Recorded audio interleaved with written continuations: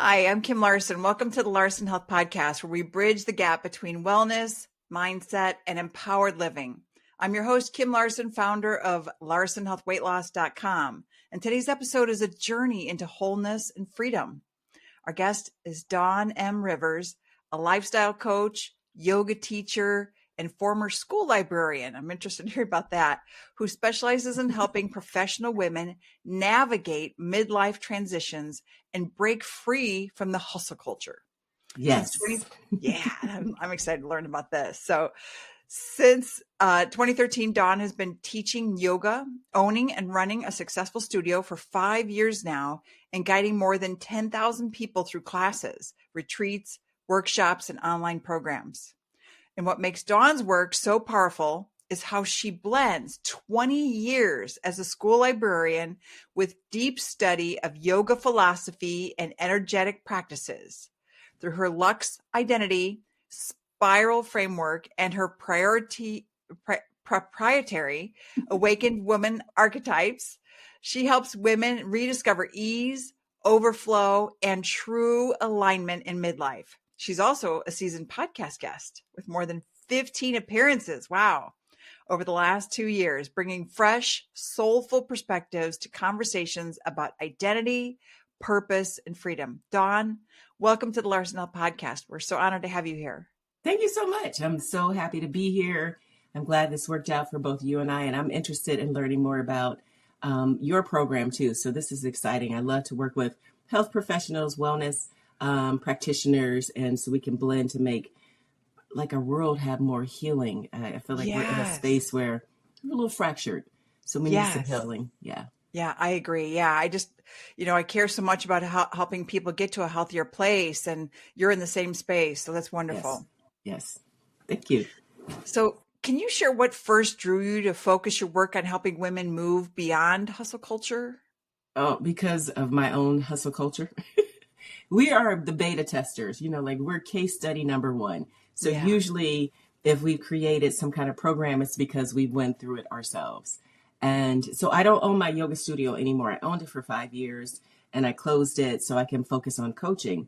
Okay. But during my beginning yoga sprint, I was a full-time school librarian. I worked at 2 different schools at the same time. So they would switch me from one school to the other. Okay. I did yoga after school for kids and yoga after school for the adults. I worked at the YMCA, like 2 or 3 different YMCAs. I decided to try my own hand into owning a space. So I first kind of like rented a room in the back of a martial arts studio. And of course, there's another and I was hosting my first yoga retreat. Wow. All this in like the first year. So I was like, what is going on? But I thought that's just the way you do it, because the bro culture is hustle grind. And this was late 2010s, around 2017, 2018 is when I started to get into this. And this is what you heard. So I thought this is what we're supposed to do. I heard about feminine energy, but I didn't really know what that meant at the time. And I was dating this guy after I owned my yoga studio. And he said something about like, you're bossy. And I was like, no, I'm a boss. And then I said, wait, am I bossy? Then you question yourself. Yeah. Then I did. So I was like, well, maybe I am. So I went down the rabbit hole of feminine energy and I studied archetypes. I studied the Amazon, the geisha, queens, princesses, goddesses. I did this. Okay, I'm a librarian. So I did this study, and this was we had come into the pandemic, so we all had time. I was teaching my yoga classes online and I had time. So I found this book called The Audacity to Be Queen by Gina DeVee, who is like a lifestyle coach. And she had archetypes in there. And I was like, oh, okay. All right. And she talked a lot about femininity. And I was like, well, let me tap into my femininity because I wore yoga pants all the time. And femininity is more about flowing, right? Yes. So now, as you saw, I have on a dress that has flowers. Beautiful it's dress. Flowy. And Yeah. that is my go-to. I have my signature fragrance. I try to just move in a space that's more soft, right? Because this bro energy, this masculine energy wasn't feeding me. And that's Yeah. hustle. And I said, I think a lot of women, especially Black women, we're told you got to work twice as hard to get half as far. You got to do this. And most African Yes. American women have lots of training and certifications and degrees. But what does that get us? Right. It gets us nowhere. It gets us stuck. It gets us Yeah. ground down to pieces and particles of nothing left in our lives.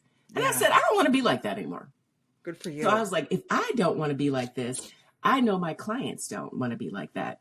And then that's when I started to really go deeper into where I got to here. But something else happened. But I'll wait to tell that story to say how I bridged from the awakened woman to the Lux identity spiral. Something took me over to that side. Okay. So yeah, because many professional women feel like they're constantly doing, but not truly fulfilled. So Yes. how do you help them start shifting into a space of wholeness and ease?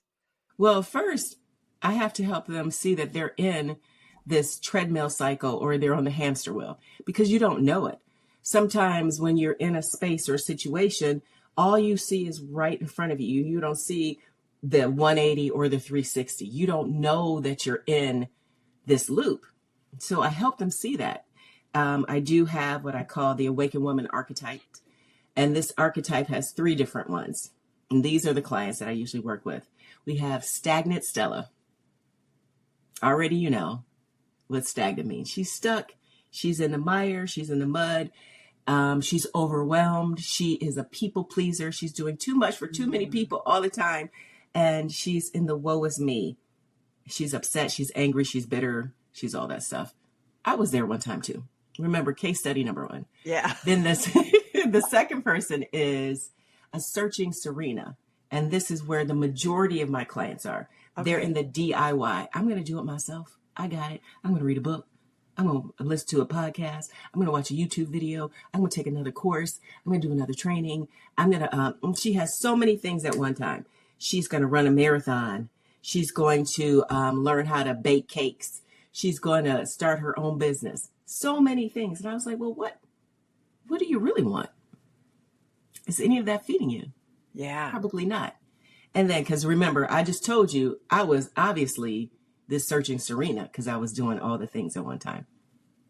And then the last person is thriving Teresa. And I love alliteration.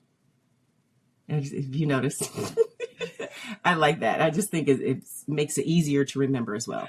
So thriving Teresa, she has made it, right? She's gotten to the place where she can sit back and go, she's a leader.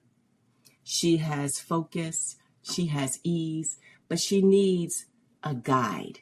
So I am her Yoda to her Luke Skywalker. I am her Morpheus to her Neo. So it's somebody who believes in her. She's the person who says to her, I see you. I know that you can do this. I believe in you. I've gone down the path and I can take you to here and then you're free to go. So she needs somebody who's there. She's like, yes, I'm your biggest cheerleader. I am not your guru. I'm your guide. I'm the one who's maybe chopping down the sticks and the prickly briars that are coming at you. I'm going to move that out the way. Yeah. I've gone down this path. I'm going to take you with me. And then I'm going to show you, look at this beauty. Now you go. Yeah. Cool. Thanks. That's pretty cool. Yeah. I mean, literally gave me goosebumps talking about this stuff, and that's amazing. Yay. So you've guided over 10,000 students. What common struggles do you see most in women midlife? Well, the 10,000 students have been over my journey as a yoga teacher. So I became a yoga teacher in 2013, and this was out of my own unhappiness. I had the refrain of I hate my life. Oh, I was like, I hate my life. I was getting divorced. I was in an abusive relationship. I was a people pleaser. I had no direction. I was sad. I felt shackled, all that. And I was like, oh, I hate my life. And that will create an awakening. So I read another book. Actually, I probably read 100 books during this time. And when people say 100 books, I was like, y'all, come on. When I say I was a librarian, I read a lot. Yeah. So I read a book by a Christian author named Joyce Meyer. And this book is called The Battlefield of the Mind. Okay. And again, this is 2012 really is when I started it. And no one was really talking about your words affect who you are. If you heard this, you thought it was like, oh, that's the occult, or that's, this new age stuff, whatever. And she talked about, we believe what we say more than anybody else. Yes. So if I say to you, oh my gosh, your hair looks so beautiful, you're like, oh, I didn't even wash it today. As women, the first thing we say is to deflect you from looking at us. Yeah. Or turning down a comment, or saying, I'm just. Yes, 100%. I put it to the test. I said, well, let's see if she's right, because I have nothing to lose. Yes. Started to think about, well, what do I want? Yeah. So I had to you got to change my manifest thoughts. it in your brain. I had to think, what do I really want? Let me get clear. And I was like, I want to be happy. Then I started to say, I love my life. I wrote it down, Post-its everywhere. I would say it every day, looking in the mirror. And then I was 42. I did 42 things for my 42nd year. Cool. It was like what?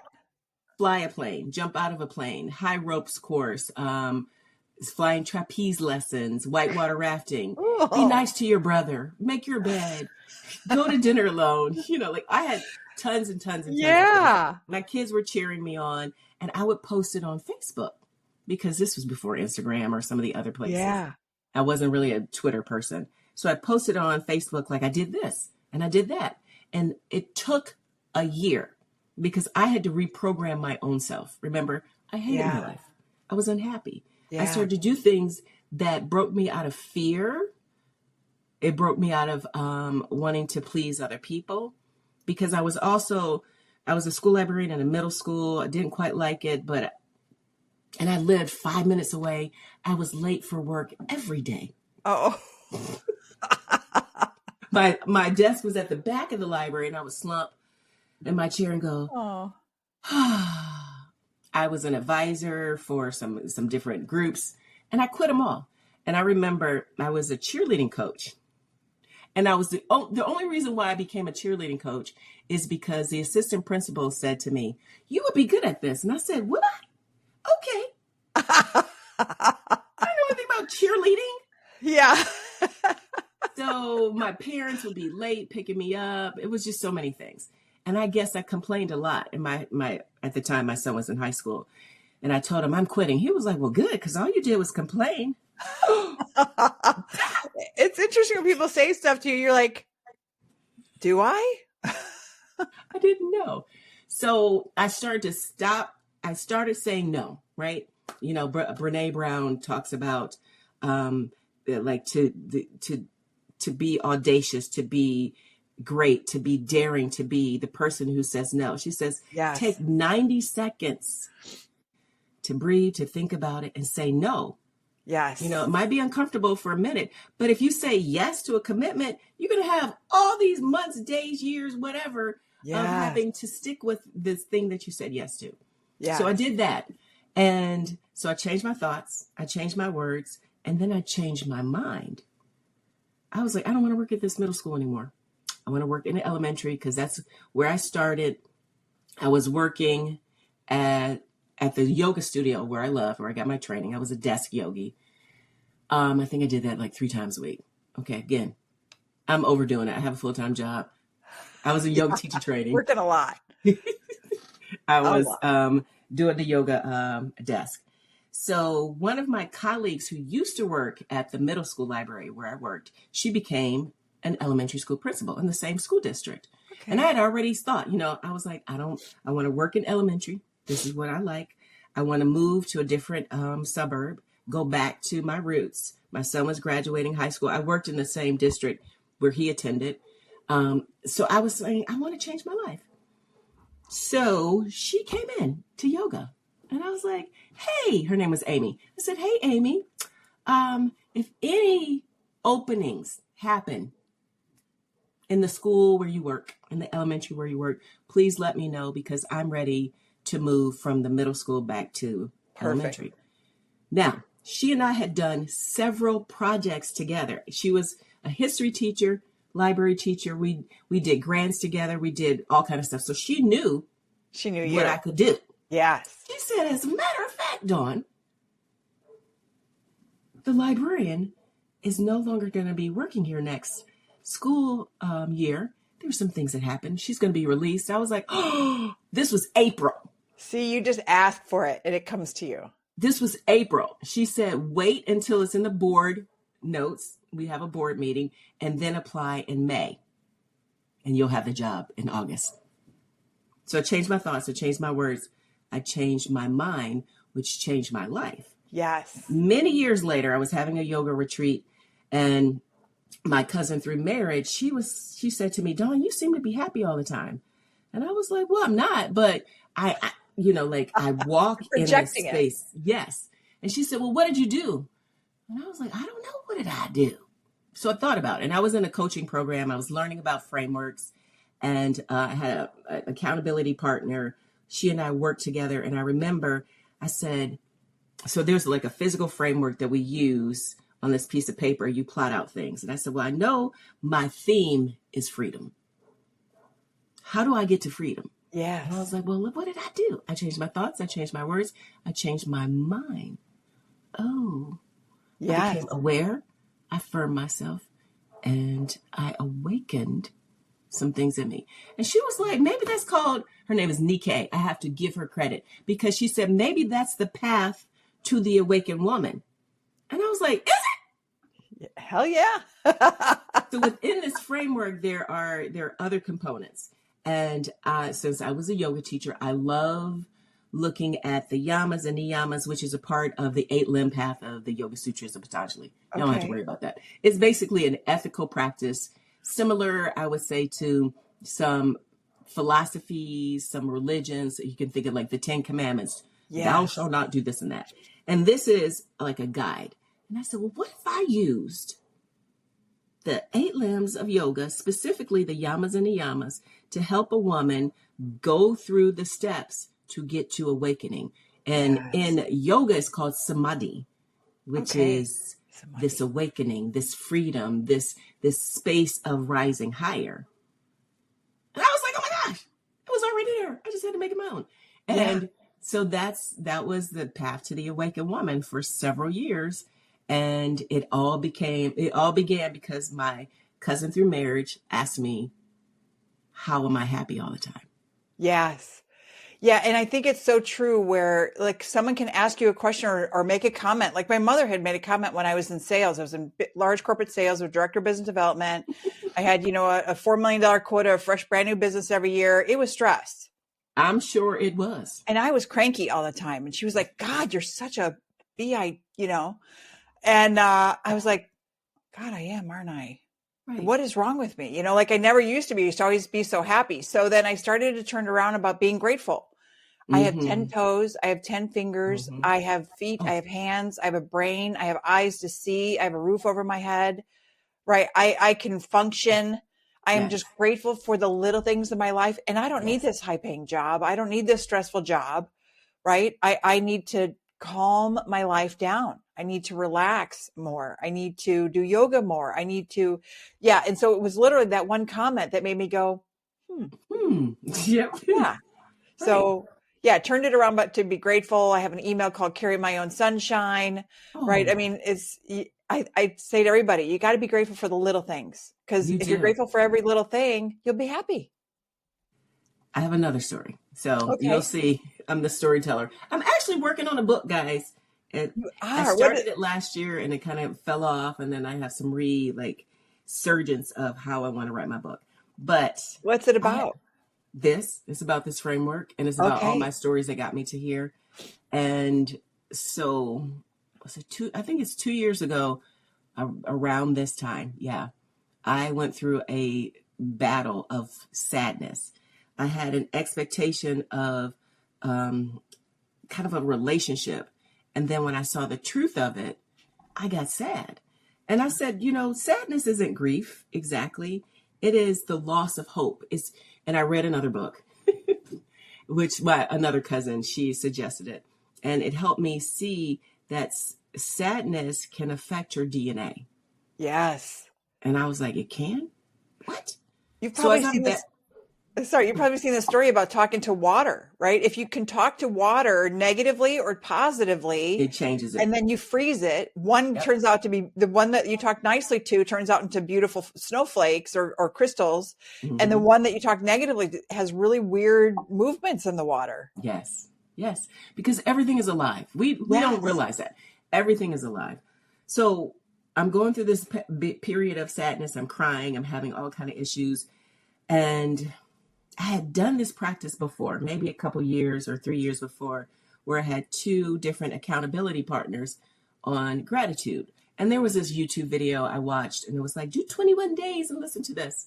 And I would, and we would check in every day.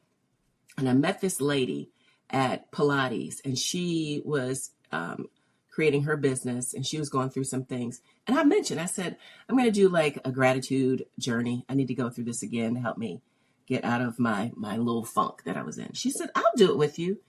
And I said, okay, let's do 50 days of gratitude. So it was from like, I don't know, whatever time around this time until New Year's Day.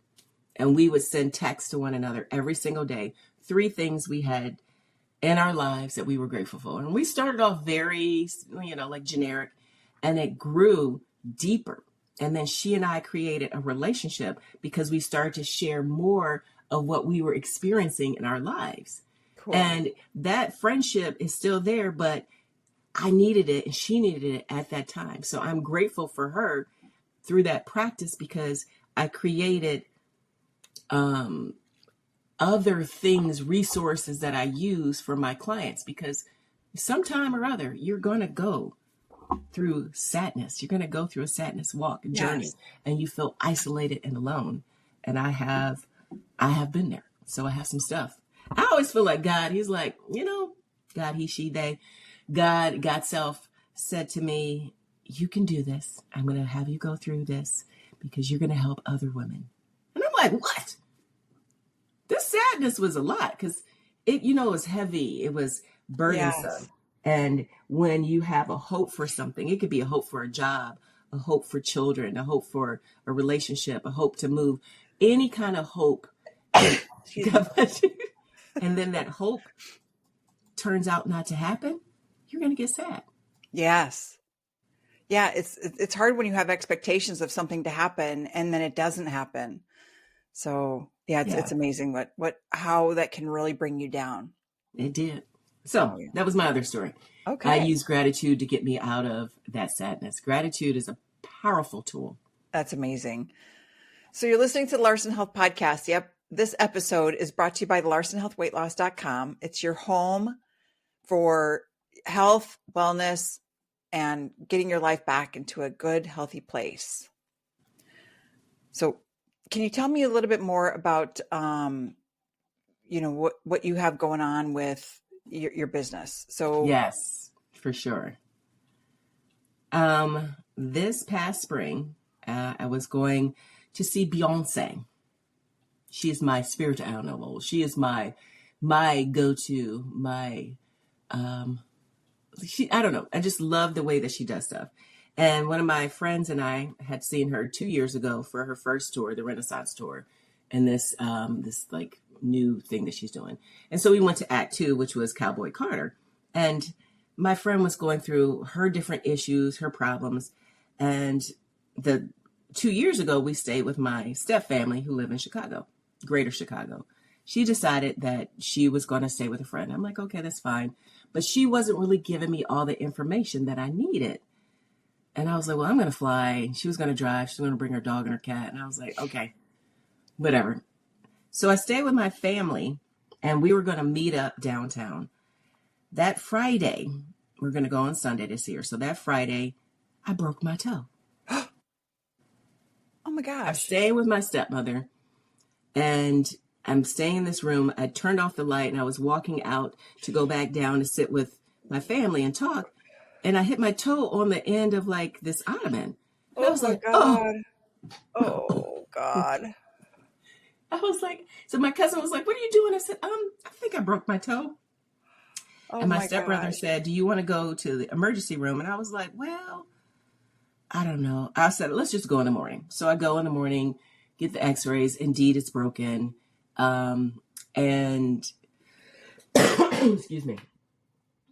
Indeed, it's broken. And they gave me some pain medicine. And we had to figure out, like, how are we going to go to see Beyonce with a broken toe? Oh, There are like 70,000 people. I was yes. like, I don't really know.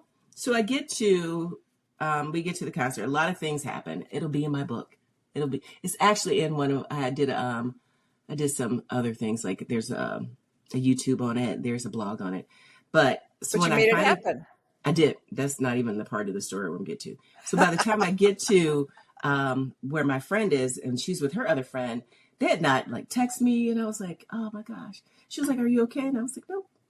So I was a little bit peeved by this experience. After I shook it off, I enjoyed Beyonce. I was like 20 minutes late, but I was an hour early. Stuff happened. Yeah. When it was over, I asked, will you guys wait with me for the wheelchair? And they didn't wait. They left me. What? Yes. Is she a true So, friend? yes, friend for many years. Okay. So after it was all over, we go home and she's checking on me and I'm, like going through my feelings. Like, so we have a discussion, we talk, and I tell her, I said, you hurt my feelings, you left me, you chose to go with your friend. And she said, no, I chose me. Okay. Okay. And I felt like she was gaslighting me because she was like, Dawn, you would have done this and that. And I didn't want to argue. I said, let's take a break. Let's take a break and we can revisit this conversation later. And she did it. And you know how when people feel guilty, they will continue to go back and forth. Yeah. I didn't want to do that. So I said, I forgive you. It made her mad. It made her mad. It did. So I went to my best friend because I had some other like friendships type of relationships that were having some issues over the year. And I said, friend, can you make a list of things that I need to work on? Because clearly it's me. I'm like, if this happened with her and I've had this other little thing with another person, other little thing with this guy. And I said, it's got to be me. And she said, I rebuke that, Dawn. She was like, no, it is not you. But maybe what you could do is study your birth chart. And I was like, what do you mean? And she was like, go into ChatGPT and put in your birth chart. So I said, okay. So I explained to ChatGPT everything that's going on. Put in my birth stuff, my sun, my moon, my rising. And it's like, like if you ever work with AI, a large language model, it goes in seconds. So it's giving me thing after thing. So I said, well, what about this? What about my shadows? What about my struggles? What about relationships? And I kept asking more questions and more questions. And this is days me going deep. Wow. And it gave me a list of books to read. So as I'm reading books, I put that in there. I'm listening to podcasts. I put that in there. And I said, well, I need more podcasts. It gives me other podcasts to listen to. It gives me music to listen to. It gives me more and more things. And I said, that's amazing. So I was listening to a business podcast and I heard something that sparked me and I put that into ChatGPT and, it already known about like the path to the awakened woman. It already knew about like my chakras that I love and the 8 limbs. It knew all this stuff. And it said, well, why don't you put this all together? It sounds like this is a spiral that you're going through. It sounds like you're going through something. Because I was like, I really want to focus more on luxury as a coach, as a lifestyle coach. Because I've done some business coaching, some mindset coaching. And I was like, I had a coach a year ago tell me, Dawn, you're actually a lifestyle coach. And I was like, am I? So again, I'm learning to listen to people who see the outside of me. Because, so we don't always see what we are. We don't. So it helped me create this path. And I created what I call the Soul Blueprint Oracle Companion, which is a custom AI that I use everything that I did. I'm talking about, when I say that I go deep, I went deep. This was days. This is days and days and days. And this was back in about 10 minutes. No, this was probably 2 weeks And Wow. I'm like staying up all night because the way my brain works, I'm a Virgo. If I don't release it, it will spin all night. So I would Okay. be like telling ChatGPT I need to say something and whatever. And I said, okay, hold on to that. Well, I'll be back tomorrow. I had to get it out. Um, and as I did all this, I created resources. I opened up a free school community. I have revamped how I do my coaching. I have created just all these things based on what I went through with a friend. So I call it a broken Beyonce broken toe and friendship breach. Because again, I like alliteration.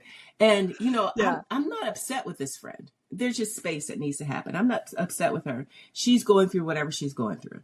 I Right. still love her. We've had a lot of times that have been amazing, but sometimes energetically things have to happen through a physical thing. So True. physically, she and I had our breach. Physically, I broke a bone, and I can't remember what Louise Hay says in her book. And then there's another book, another metaphysical person talks about the physical breaking of bones is an energetic breaking in you. Interesting. Right. So all that That's happened. interesting. I Yeah. listen. My life is full of stories. You know how Forrest Gump said, "Life is like a box of chocolates." My life is Yes. like one big anthology. I love it. It's an Yeah, anthology and story. you actually share all these stories. You're very humble. You talk openly about everything. I am so quiet about everything. I don't know why I don't just open up and talk more about everything. And Well, sometimes I I don't can, and tell sometimes I just don't. everything. Well, no, but you're It's, you're very open about discussing just life in general, right? well, So that yeah, makes a human, right? That's what I've it learned does. is when because people lurk because I'm a lurker too. We all lurk on social media, and we're waiting to see like what is really going on in her life. What is she really doing? What she says she's doing? Is that a lie? Is that true? I don't So lurk. you don't just scroll and see. I don't scroll. Okay, I post and I'm done. So you post and you get out. yeah. Post and go. I get it. Yeah, but so you often talk about moving from hustle to ease and discovering overflow. So what does overflow mean to you? Overflow. So this is a concept that I learned through another coach, and it blew my mind. The way that she talked about it. Her name is Amanda Francis. Like powerful lady. She's all about um, like getting rich, but not getting rich just because I'm rich, but to create overflow. And for me, abundance doesn't necessarily have to be money. Money Right. is good, y'all. Money ain't bad. Just we say that. So Yeah. overflow is having more than enough.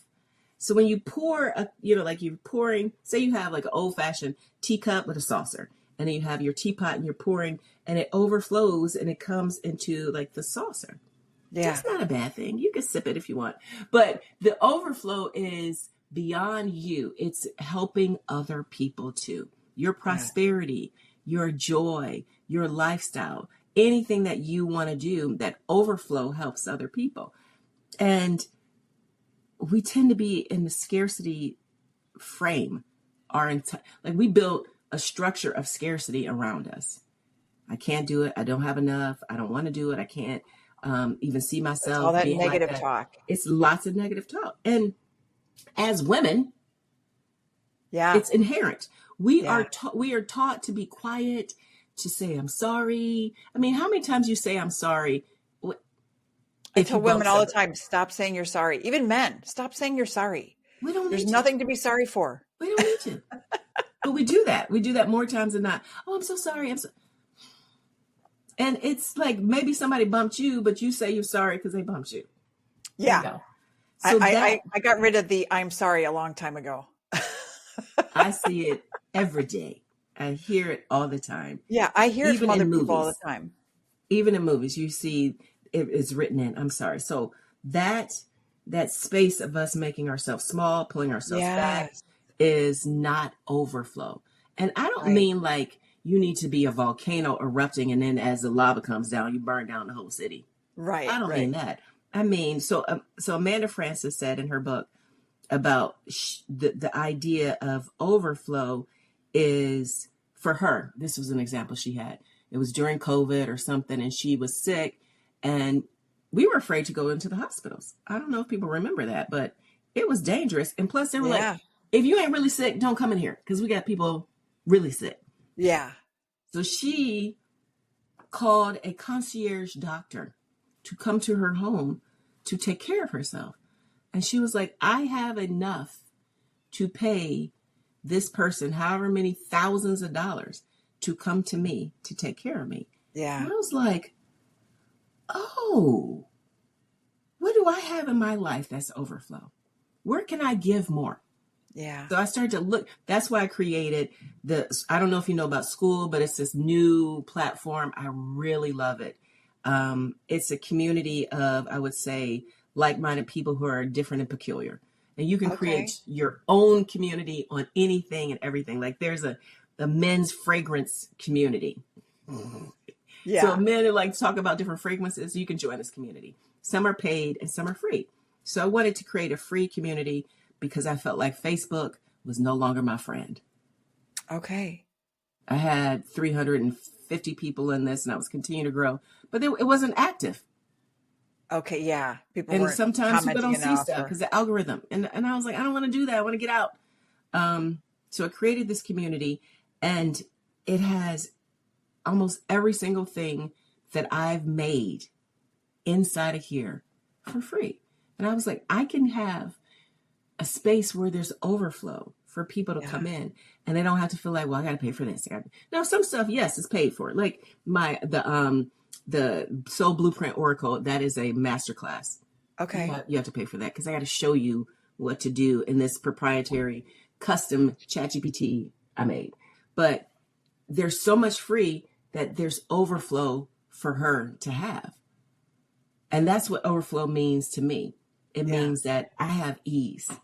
I don't need to struggle. And I want her to see she doesn't either. She doesn't have to feel like she's running this race. Remember the tortoise and the hare? Yes. Yes. Just slow and steady. We're going to get there. Yeah, we're going to get there. Why are we rushing life? Right. Because at this midlife, I remember seeing, I think it was Eddie Murphy. He made some kind of like little video or something talking about how many summers you have left in your life. So in midlife, do you have 20, 30, 40, 50? Probably maybe not 50. I mean, that's maybe over 100. Maybe. I'd be 106. It could happen. So say I have 50 years left. But, you know, things are different. I'm 56. The way my body's feeling right now in this past menopause is different. Everything's different. So how do I want to rush and race through this last part of my life?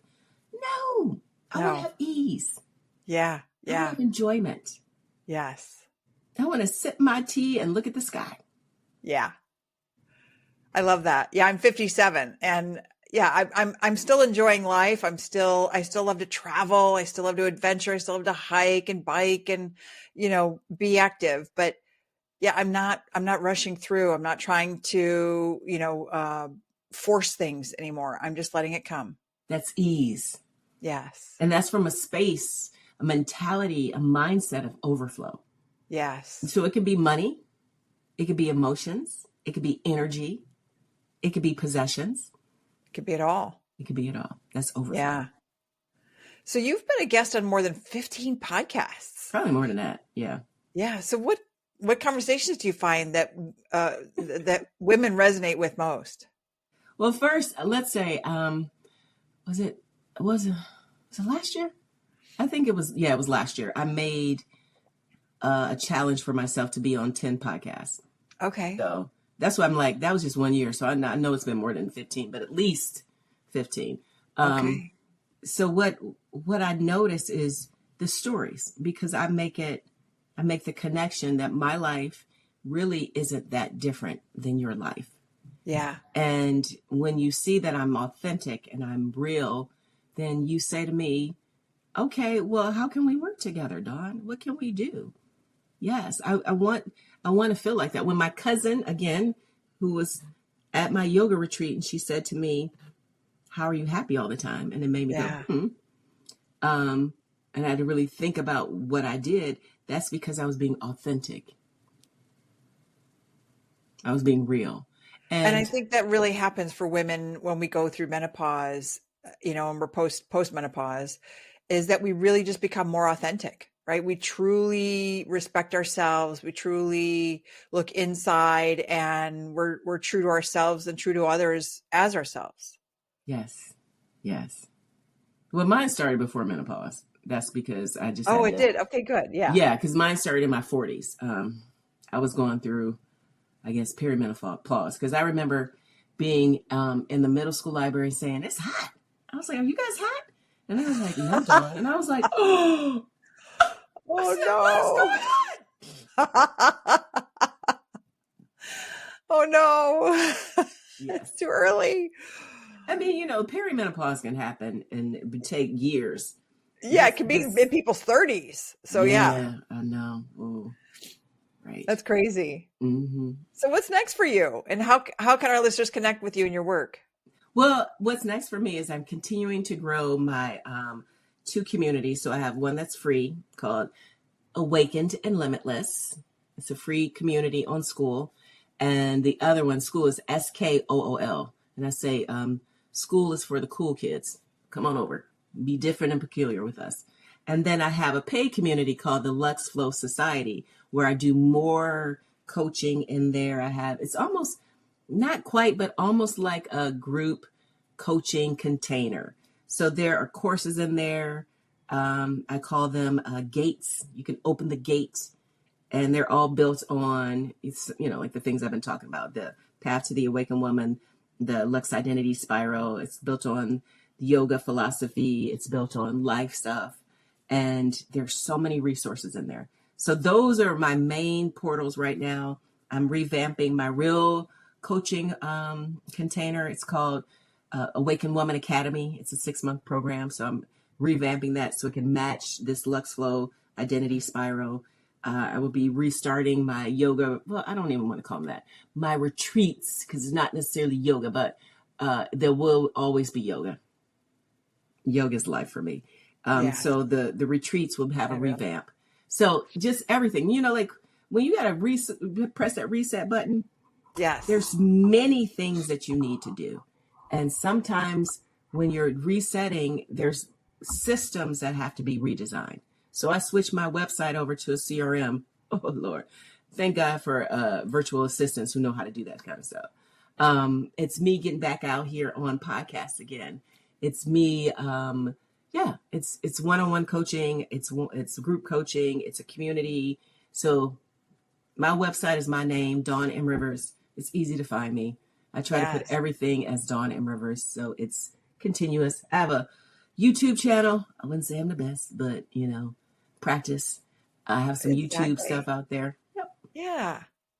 So you spent 20 years as a school librarian before fully stepping into yoga and coaching. So how has that background shaped the way you guide women today? This is so interesting. When I became a librarian first, I was a public librarian for about 5 years before I became a school librarian. So when I was getting my master's, well, right before I got into my master's program, I had to go to the public library to get some resources, and I was maybe 23 or something like that. And I hadn't really been to the library. I didn't grow up using it. I wasn't really a reader growing up. And I said, wait a minute, you can get all your answers for free at the public library? I said, people don't know about this. So that's when I decided to become a librarian, and I did that. And my whole purpose, I thought, was to help people make better choices with resources, make decisions based on sound information. When I opened up my yoga studio and I quit being a school librarian, I had a little bit of a crisis. And the guy I was seeing at the time, he was like, no, Dawn, you're still helping people make decisions using resources. It might Yes. not necessarily be a book or the internet, but you're giving them other resources. And I was like, Yes. oh, so the through line is still there. So as a coach, because I started doing coaching when I had like the little space in the back of the martial arts studio. That's when I called it mentorship. I didn't really know it was coaching. When I was mentoring people and then moved into coaching, the through line of I'm going to give you resources. I give sometimes work. So I might give Okay. you some homework. I'm going to give you Yeah. a Notions tool. I might give you a planner, a template. I'm going to give you some resources, books to read, a podcast to listen to Yeah. help you on your path. So it's still there. Everything that I learned as a school librarian has imprinted in on my spirit and my soul. That's It will cool. never go away. Yeah. Can you walk us through like what's your Lux Identity Spiral framework and how does it help women reimagine their lives? Oh my gosh, it is massive. So the Lux Identity Spiral is built on the 8 limbs of yoga. So remember I said, well, I don't know, people, they know about yoga or not. So in the path to the awakened woman, that was built on the yamas and niyamas. So this is the ethical path. The 8 limbs of yoga is about ascension. So it starts off from what is called yamas and niyamas to pranayama and to asana, like which is movement. So I created each limb or each gate, because there are 8 gates, each path on the 8 limbs of yoga. And then I took the 7 chakras from the root to the crown and embedded that in there because I was moving further and further away from my yoga love and my yoga roots. And I said, I got to put that back in there because Yeah. this philosophy saved my life. This philosophy changed who I was. This philosophy set me free. So that is what it is. So every step, and so we can think of any hierarchy you have to build on. That's what this is doing. So as she's going through each one of these steps, each one of these gates, I give her the key to open up the gate. There's going to be some resources in there for her to really look at herself and say, oh, this is what I need to do here. So I call them spiral points. So we're spiraling upward. We think of spirals as spiraling out of control because we've changed the word. If you look at a spiral, it's not. It's movement. It's flow. It's femininity. Remember we Yes. talked about that at the beginning of the podcast? It's Yes. all of that. So it's about her remembering who she is using these resources. It's to awaken her. It's to open up her eyes.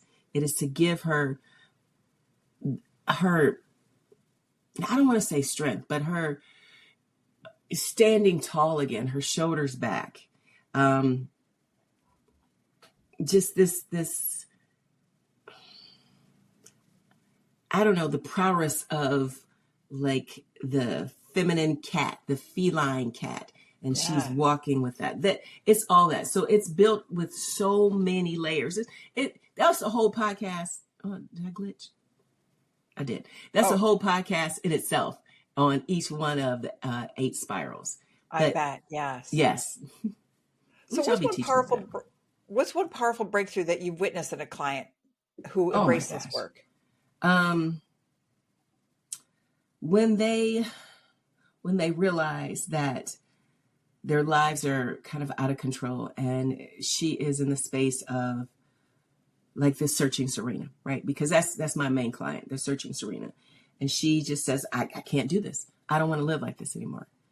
And then I give her, it usually takes at minimum 90 days where we meet at least 12 times, between 10 and 12 times in one-on-one coaching. And she has to commit to doing the work.